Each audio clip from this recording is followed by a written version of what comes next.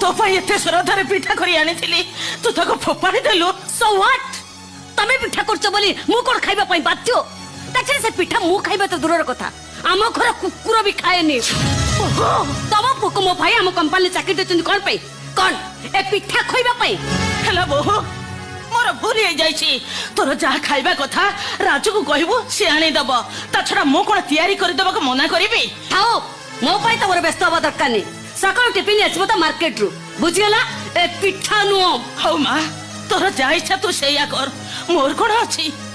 सुनो राति 4 उठे तुम जो भागवत गुड़ाक पी जाऊच से सब टिके बंद कर कारण मो सोइबारे डिस्टर्ब होउछि अन्यत्र रही मो देह भल रहउन तेणु से सब आज ठारू बंद। चित्कार कोन पई जहां कहले ठीक सैया ही हबो। कोन कहले तू तोरी कथा रे मो भागवत